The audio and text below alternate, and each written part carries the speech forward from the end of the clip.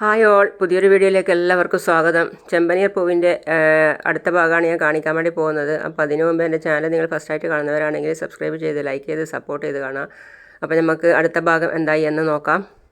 സച്ചിയും ഫ്രണ്ട്സും കൂടിയിട്ട്, അതായത് എന്ന് പറഞ്ഞാൽ രേവു വെള്ളത്തിൽ വീണിട്ടാണല്ലോ എടുത്ത് മാറ്റി കിടത്തിയിട്ട്. അപ്പോൾ എന്ന് പറഞ്ഞാൽ അവളെ വയറ്റിൽ നിന്നും വെള്ളമൊക്കെ പോക്കുകയാണ്. അടുത്തുകൂടി ഇന്നവരൊക്കെ പറഞ്ഞു കൊടുക്കുകയാണ് ഇങ്ങനെയൊക്കെ ചെയ്താൽ മതി എന്ന്. അതായത് എന്ന് പറഞ്ഞാൽ വയറ് അമർത്തി കഴിഞ്ഞാൽ വായിൽ കൂടി വെള്ളം പോകും, അപ്പോൾ കുറച്ച് ശ്വാസം കിട്ടുമെന്നൊക്കെ പറഞ്ഞു കൊടുത്തിട്ട് അതുപോലെയൊക്കെ ചെയ്തിട്ട് അവൾ ഏകദേശം എണീറ്റിട്ടുണ്ട്. കൂടിയെന്നവരൊക്കെ പറയുകയാണ്, ഈശ്വര, കൃത്യസമയത്ത് മോൻ വന്നതുകൊണ്ടാണ് മോൾ രക്ഷപ്പെട്ടതെന്ന്. പേടിക്കാനൊന്നുമില്ല, കുഴപ്പമൊന്നുമില്ല രേവതി എന്ന് പറഞ്ഞവൻ കെട്ടിപ്പിടിക്കുകയാണ്. അത് അവളും പ്രതീക്ഷിക്കാതെയുള്ള ആ കെട്ടിപ്പിടുത്തം അവളും പ്രതീക്ഷിച്ചു. അപ്പോൾ നല്ല സന്തോഷമായി. അതിൻ്റെ കൂടെ അവൻ ഒന്നുകൂടി കൈ അയച്ച് വീണ്ടും കെട്ടിപ്പിടിക്കുകയാണ്. കാരണം എന്ന് പറഞ്ഞാൽ അവനും അവളുമായിട്ട് ഒരു അടുപ്പവും ഇല്ലാത്ത രീതിയിലാണല്ലോ ഇതുവരെയും കഴിഞ്ഞത്. അപ്പോൾ ഈ പെട്ടെന്നുള്ളൊരു സന്തോഷത്തിൽ അവന് വിഷമത്തിലൊന്നും തിരിഞ്ഞില്ല. അപ്പോൾ എന്ന് പറഞ്ഞു കഴിഞ്ഞാൽ അവന് പിന്നെ ആത്മാർത്ഥമായി സ്നേഹിക്കാൻ തുടങ്ങുകയാണ്.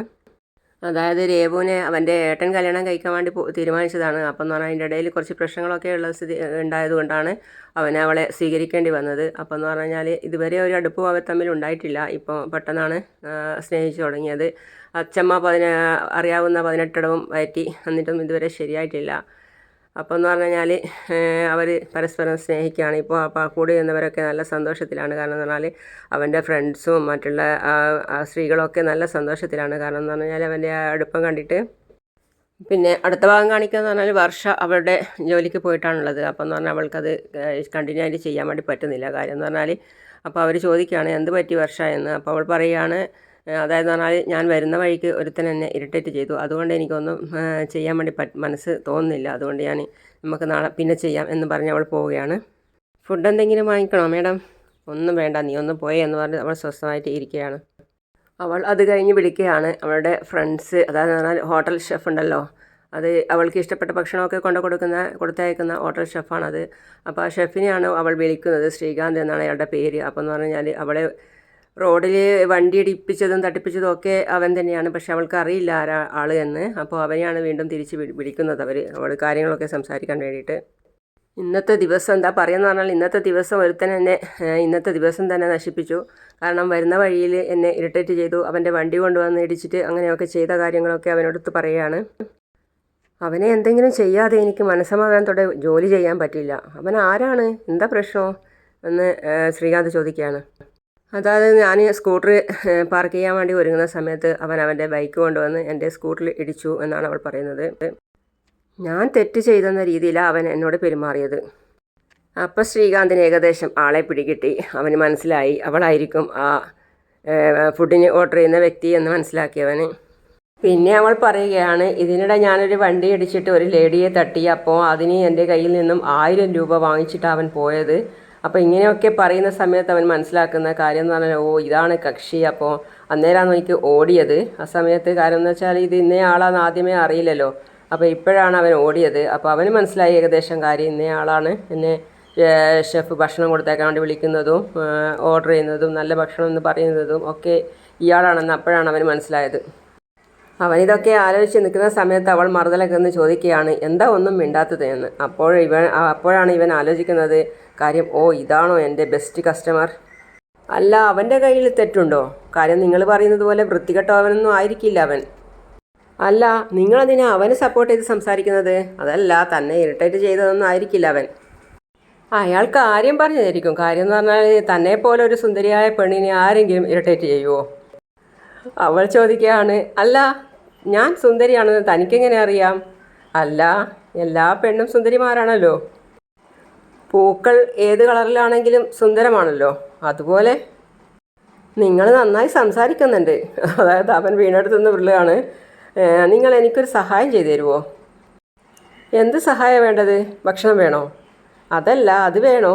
അത് കുറച്ച് കഴിയട്ടെ. അതിനു മുമ്പേ എനിക്ക് പറയാനുള്ളതെന്ന് പറഞ്ഞാൽ അവനെ തല്ലണം. തല്ലി അവൻ്റെ ഷേപ്പ് മാറ്റണം, എന്നാലേ എൻ്റെ ദേഷ്യം മാറുള്ളൂ. അല്ല, അത് വേണോ? അല്ല, അത് വേണം. നിങ്ങൾക്ക് പറ്റില്ലെങ്കിൽ പറഞ്ഞോ, ഞാൻ വേറെ ആളെ ഏർപ്പാടാക്കിക്കോളാം. വേണ്ട, ഞാൻ തന്നെ അവനെ കൈകാര്യം ചെയ്തോളാം. പക്ഷേ എനിക്കവനെ അറിയില്ലല്ലോ, ഞാൻ എങ്ങനെ മനസ്സിലാക്കാനാ? ആ, എനിക്ക് നന്നായിട്ട് വരക്കാൻ അറിയാം. ഞാൻ നന്നായിട്ട് വരച്ചിട്ട് അവനെ കാണിച്ചു തരാം. എനിക്ക് ഒരാളെ ഒരു തവണ കണ്ടാൽ മതി, ഞാൻ അവനെ അതേപടി വരക്കും. അപ്പോൾ താൻ ആർട്ടിസ്റ്റാണോ? അല്ല, എൻ്റെ ജോബ് വേറെയാ, പക്ഷേ ഞാൻ നന്നായിട്ട് വരയ്ക്കുക കൂടി ചെയ്യും. അവൻ്റെ മുഖം ഇപ്പോഴും എൻ്റെ മനസ്സിലുണ്ട്. ഞാൻ അവൻ്റെ ചിത്രം വരച്ചിട്ട് നിങ്ങൾക്ക് അയച്ചു തരാം. നിങ്ങളവനെ അടിക്കില്ലേ? ആ, അവനെ ഓടിച്ചിട്ടടിക്കും. നിങ്ങളൊരു കാര്യം ചെയ്യും, നിങ്ങൾ അവൻ്റെ ചിത്രം വരയ്ക്ക്. ആ, അപ്പം നിങ്ങൾ ചെയ്യില്ലേ? ആ, ഞാൻ ചെയ്യാം. അടിക്കുമ്പോൾ എന്നെ കൂടി വിളിക്കണം. കാര്യം എന്ന് പറഞ്ഞാൽ എനിക്കും അവനെ ഒരടി കൊടുക്കണം. നിങ്ങളെന്നെ സഹായിച്ചാൽ നിങ്ങളുമായിട്ട് ഞാൻ കൂടുതൽ അടുക്കും. ഞാൻ അടുക്കുന്നവർക്ക് എന്തും കൊടുക്കും. ഒരു 10 മിനിറ്റ് ഞാൻ അവൻ്റെ ചിത്രം വരച്ചിട്ട് അയച്ചു തരാം. അവൾ ഫോൺ വെച്ച് അതും പറഞ്ഞിട്ട്. അപ്പോൾ അവൻ പറയാണ്, ചിന്തിക്കുകയാണ്, ചേട്ടാ എന്നെ തന്നെ ഏൽപ്പിക്കുകയോ? എന്താ ഇപ്പം ചെയ്യുക? അവൾ അത് കഴിഞ്ഞ് നന്നായിട്ട് അവനെ വരക്കുകയാണ്. അപ്പോൾ ഇപ്പുറത്തെ ഭാഗം എന്ന് പറഞ്ഞു കഴിഞ്ഞാൽ സച്ചി അവിടെ തലയൊക്കെ തുടച്ച് അവിടെ നിൽക്കുന്നുണ്ട്. കൂടി നിന്ന സ്ത്രീകളൊക്കെ അവളെ ദേവുവിനെ നന്നായിട്ട് തുടച്ച് മാറ്റി കൊടുക്കുകയൊക്കെ ചെയ്യാണ്. അതിലൊരു സ്ത്രീ തുടച്ചുകൊണ്ടിരിക്കുന്ന സമയത്ത് പറയാണ്, ഭാഗ്യം, ദൈവം രക്ഷിച്ചു. അപ്പോൾ സച്ചി പറയാണ് ഇടയിൽ കയറിയിട്ട്, കണ്ണില്ലേ 2 മുമ്പിൽ കുളമുള്ളത് കാണുന്നില്ലേ? അങ്കിൾ ആൻറ്റിയെ വഴക്ക് പറയണ്ട. ഞാൻ ബോൾ എടുക്കാൻ വേണ്ടി ചെന്നപ്പോൾ ആൻറ്റി എന്നെ പിടിച്ചു വെച്ചിട്ട് ആൻറ്റി പോയി എടുത്തു തരാമെന്ന് പറഞ്ഞിട്ട് ഓടിയതാണ്. അപ്പോൾ കാല് തെന്നി വീണു, അത്രയേ ഉള്ളൂ. അപ്പോഴാണ് അത് എങ്ങനെയോ അറിഞ്ഞിട്ട് അച്ചമ്മയോ പാറു ചേച്ചിയും ഓടി വരുന്നുണ്ട്. മോളെ രേവതി എന്ന് വിളിച്ചിട്ട്. അയ്യോ, എൻ്റെ മോൾക്ക് എന്ത് പറ്റി എന്ന് പറയുമ്പോഴത്തേക്കന്നെ രേവതി അവിടുന്ന് ഇരുന്നിടത്ത് നിന്ന് എണീച്ച് നിന്നിനി. കാര്യം എന്ന് പറഞ്ഞാൽ അച്ചമ്മയെ ബഹുമാനിക്കുന്നൊരു ശീലമുണ്ട് അവിടെ എല്ലാവർക്കും. അപ്പോൾ പെട്ടെന്ന് തന്നെ രേവതി എണീച്ച് നിന്ന് മോളെ ഇവിടെ ഇരിക്കുക എന്ന് പറഞ്ഞ് തോർത്തി കൊടുക്കുകയൊക്കെ ചെയ്തു. അപ്പോൾ നമ്മളെ പാറു ചേച്ചി പറയാണ്, അയ്യോ എൻ്റെ മോൾക്ക് എന്ത് പറ്റി, ദൈവം കാത്തു. അച്ചമ്മ സച്ചിയെ വഴക്ക് പറയാണ്, നിൻ്റെ കൂടെ അല്ലടാ ഞാൻ ഇവിടെ വിട്ടത്, നീ ശ്രദ്ധിക്കണ്ടേ? അത് ശരി, അവൾ കുളത്തിൽ പോയി വീണേന് ഞാനാണോ കുറ്റക്കാരൻ? ഞാനെന്ത് ചെയ്യാനതിന്? അച്ചമ്മ തലയൊക്കെ തടവി കൊടുത്തിട്ട് മേത്ത് ദേഹത്ത് ചാഞ്ഞ് കടത്തിയിരിക്കുകയാണ്. അപ്പോൾ ഒരു സ്ത്രീ പറയാണ്, തക്ക സമയത്ത് ഈ മോൻ വന്നതുകൊണ്ടാണ് അവൾ രക്ഷപ്പെട്ടത്. പാറു വെച്ച് നെഞ്ചിൽ കൈവച്ചിട്ട്, ഈശ്വരാ ദൈവം കാത്തു. അപ്പോൾ സച്ചി പറയാണ്, ഇവൻ ഓടി വന്ന് പറഞ്ഞത് കൊണ്ടാണ് എനിക്ക് വന്ന് രക്ഷപ്പെടുത്താൻ പറ്റിയത്. ആ ഞാനാ പറഞ്ഞത്. അപ്പോൾ അച്ചമ്മ, നല്ല കുട്ടി, മോൻ നന്നായി വരും. കണ്ട, രക്ഷിച്ചത് ഞാനല്ലേ, എന്നിട്ട് നീ നല്ല കുട്ടി, ക്രെഡിറ്റ് മുഴുവനും നിനക്ക്. ഞാനല്ലേ ഓടി വന്ന് പറഞ്ഞത്, അപ്പം ഞാനല്ലേ ഹീറോ എന്ന് പറഞ്ഞ് അവൻ കോളറൊക്കെ പൊക്കി വെക്കുകയാണ്. ആ, നീ തന്നെടാ ഹീറോ. ആ മോളെ, തലയിൽ വെള്ളം ഇറങ്ങിയാലും എൻ്റെ മോൾക്ക് ജലദോഷവും പനിയൊക്കെ വരും, ഇങ്ങ് തന്നേ എന്ന് പറഞ്ഞ് തോർത്ത് വാങ്ങിച്ചിട്ട് നന്നായിട്ട് രേവതിക്ക് തുടച്ചു കൊടുക്കുകയാണ് അച്ചമ്മ. കണ്ടില്ലേടാ, എൻ്റെ തലയിലും ഉണ്ട് വെള്ളം, എൻ്റെ തല തോർത്തിത്തരാൻ ആരും ഇല്ല. ഓ, വളരെ ശോകം, വെരി ശോകം എന്ന് പറഞ്ഞ് സച്ചി ദേവുവിനെ തന്നെ നോക്കി നിൽക്കുകയാണ്. അവൾക്കാണെങ്കിൽ ചിരിയും വരുന്നു. അത് കഴിഞ്ഞ് കാണിക്കുന്നത് വർഷ അവൻ്റെ ചിത്രം നന്നായിട്ട് വരച്ചിട്ടുണ്ട്. എന്നിട്ട് പറയാണ് ചിത്രത്തിൽ നോക്കിയിട്ട്, വച്ചിട്ടുണ്ടടാ നിനക്ക് കിട്ടാനുള്ളത് ഇപ്പോൾ കിട്ടും എന്ന് പറയുകയാണ്. അവൻ്റെ പടം നന്നായിട്ട് വരച്ചിട്ടുണ്ട്, അവനെ അതേമാതിരി തന്നെ. എന്നിട്ട് അതിൽ നിന്നും അവൻ്റെ ഫോട്ടോ എടുത്ത് മറ്റവന് സെൻഡ് ചെയ്ത് കൊടുക്കുന്നുണ്ട്. അവൻ ആ ചിത്രം കണ്ടിട്ട് അതിശയിച്ചു പോയി. എന്നിട്ട് അവൻ പറയാണ്, എടി ഭയങ്കരി, നീ എന്നെ അതേപടി വരച്ചിരിക്കുമല്ലോ. എന്നെ തല്ലാൻ അവൾ വേറെ കൊട്ടേഷൻ കൊടുക്കാഞ്ഞത് ഭാഗ്യം. ഇതിപ്പോൾ ഞാൻ എന്നെ തന്നെ തല്ലണോ? തല്ലിക്കഴിഞ്ഞാൽ ബന്ധം ദൃഢമാകും എന്നാണ് അവൾ പറഞ്ഞത്. അത് കഴിഞ്ഞ് രേവതി റൂമിൽ ഇരുന്നു കൊണ്ട് സംഭവങ്ങളൊക്കെ കഴിഞ്ഞ കാര്യങ്ങളൊക്കെ ആലോചിച്ച് ചിരിക്കുകയാണ്.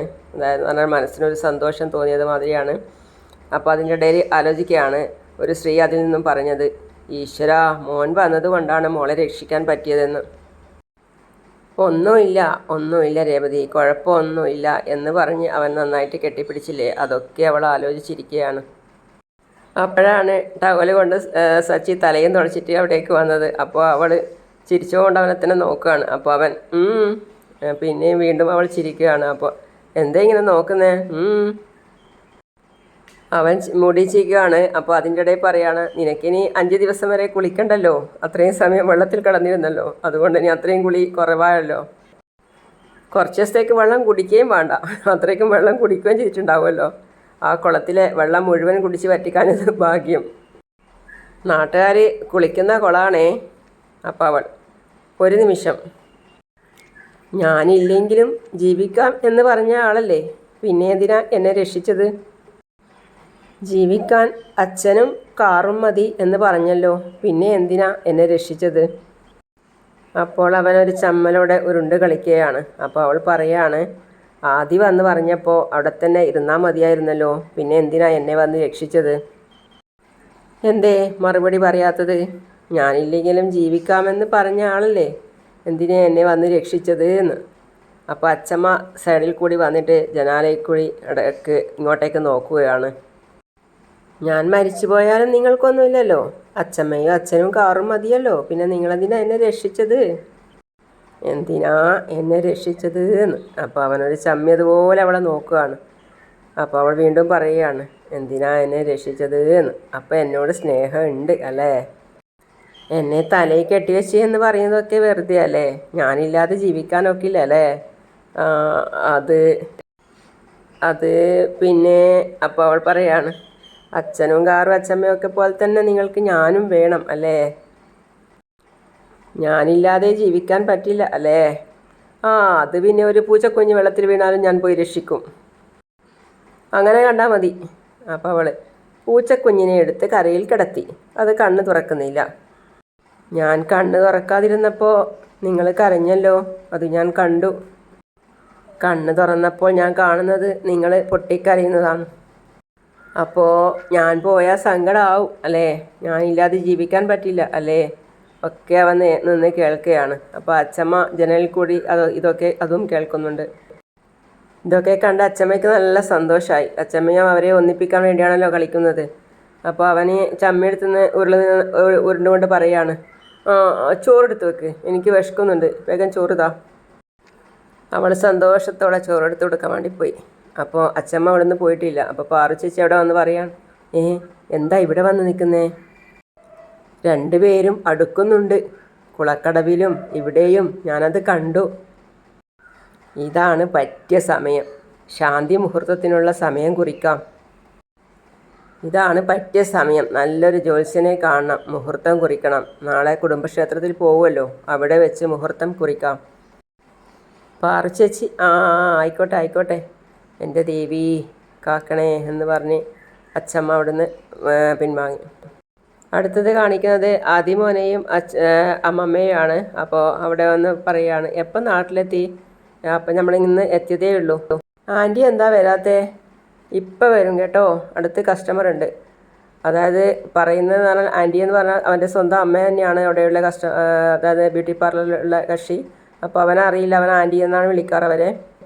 അവരുമായിട്ടാണ് ഈ സച്ചിയുടെ ഏട്ടൻ്റെ കല്യാണം നിശ്ചയിച്ചിട്ടുള്ളത്. അപ്പോൾ ഏട്ടൻ ആദ്യം കഴിച്ച കല്യാണം ഉപേക്ഷിച്ചത് കൊണ്ടാണ് അവന് സ്വീകരിക്കേണ്ടി വന്നത്, അനിയന്. അപ്പോൾ ഇത് അവൻ രണ്ടാമത് കഴിക്കാൻ പോകുന്ന പെണ്ണാണ്. അപ്പോൾ അവന് ഇവരെ ഡീറ്റെയിൽസ് ഒന്നും അറിയില്ല. കാര്യം എന്ന് പറഞ്ഞാൽ ഇവൾക്ക് കുട്ടികളൊന്നും അവരറിയില്ല. അവൾ വന്നു, എന്നിട്ട് പറയാണ്, മോനെ ആദി, നിനക്ക് സുഖമാണോ? ആൻറ്റി ഇപ്പോഴെങ്കിലും ചോദിച്ചല്ലോ, എനിക്ക് സുഖമാണ്. നീ ഇരിക്ക്. ഇത് ആൻറ്റിയുടെ സ്വന്തം കടയാണോ? അതേല്ലോ. എന്നിട്ടിവിടെ ചോക്ലേറ്റ് ഒന്നും കാണുന്നില്ലല്ലോ. ചോക്ലേറ്റ് കാണാൻ ഇതെന്താ, മിഠായി കടയാണോ? ഇതൊരു ബ്യൂട്ടി പാർലറാടാ. മുടി മുറിക്കുന്ന സ്ഥലമല്ലേ? മുടി മുറിച്ച് തരാം ഞാൻ, മൊട്ടയടിച്ച് വിടുന്നുണ്ട് നിന്നെ. അയ്യോ മുടി മുറിക്കണ്ട. അവിടെ ഉണ്ടായിരുന്ന വേറൊരു ആൻറ്റിയും അവനും കൂടി നന്നായിട്ട് കളിക്കുകയാണ്. അയ്യോ എനിക്ക് മുടി മുറിക്കണ്ട. അപ്പോൾ ആൻറ്റി പറയാണ്, നിൽക്കട അവിടെ എന്ന് പറഞ്ഞ് അവർ അപ്പുറം ഇപ്പുറം ഓടി കളിക്കുകയാണ്. അപ്പം അമ്മയും മകളും ഇവിടുന്ന് അത് കണ്ടു നിൽക്കുകയാണ്. അവൾ അവനെ അവിടെ ഒരു കസേരയിൽ ഇരുത്തിയിട്ട്, ആൻറ്റി ഇപ്പോൾ വരാവേ എന്ന് പറഞ്ഞ് അവരുടെ അടുത്ത് തന്നെ വീണ്ടും പോയി. എന്നിട്ട് പറയാണ്, നിൻ്റെ മോനെ നിന്നെപ്പോലെ തന്നെ ഒരു വായാടിയാണ് എന്ന് പറയാണ്. നീ ഇങ്ങനെ പറയല്ലേ, ആരെങ്കിലും കേട്ടാൽ പ്രശ്നമാണ് എന്നവൾ പറയുകയാണ്. എന്നിട്ട് അവൾ അമ്മയുടെ മുഖത്ത് നോക്കുകയാണ്. അമ്മയ്ക്ക് പാർലറൊക്കെ ഇഷ്ടപ്പെട്ടോ? നന്നായിട്ടുണ്ട്, നിൻ്റെ കുറേ കാലത്തെ സ്വപ്നമായിരുന്നല്ലോ. ചന്ദ്രമതി അമ്മയുടെ പേരാണ് അവൾ ബ്യൂട്ടി പാർലറിന് ഇട്ടിട്ടുള്ളത്. അപ്പോൾ അവളുടെ സ്വന്തം അമ്മ ചോദിക്കുകയാണ്, അത് ആരുടെ പേരാണ് മോളെ? എൻ്റെ അമ്മായി അമ്മയുടെ പേരാണത്. എൻ്റെ സ്വപ്നം നടന്നത് അവർ കാരണമാണ്, കാശൊക്കെ തന്ന് സഹായിച്ചിരുന്നു. എന്നെക്കൊണ്ട് നിനക്ക് ഒരു ഉപകാരവും ഇല്ല അല്ലേ? എന്ത് ചെയ്യാനാ? എന്നാലും നീ ആഗ്രഹിച്ചതുപോലെ നടന്നല്ലോ. അമ്മയ്ക്ക് സന്തോഷമായി. ഇവിടേക്ക് വാ എന്ന് പറഞ്ഞ് നീ എന്നെ വിളിച്ചല്ലോ. ഞാനാകെ ആശ്ചര്യപ്പെട്ടു പോയി. എന്നെ വിളിക്കുന്ന പതിവ് ഇല്ലല്ലോ. ഞാൻ ഇങ്ങോട്ടല്ലേ വിളിക്കാറ്. അപ്പോൾ അവൾ ഉദ്ഘാടനത്തിന് വരാൻ പറഞ്ഞിട്ട് വന്നില്ലല്ലോ. അതാ ഇന്ന് വരാൻ വേണ്ടി പറഞ്ഞത്. ഉദ്ഘാടനം നീ എന്നെ അറിയിച്ചില്ലല്ലോ. അത് കാരണം സുധിയുടെ അച്ഛനും അമ്മയും ഉണ്ടായിരുന്നു. സുധിയുടെ അമ്മയാണ് ഉദ്ഘാടനം നിർവഹിച്ചത്.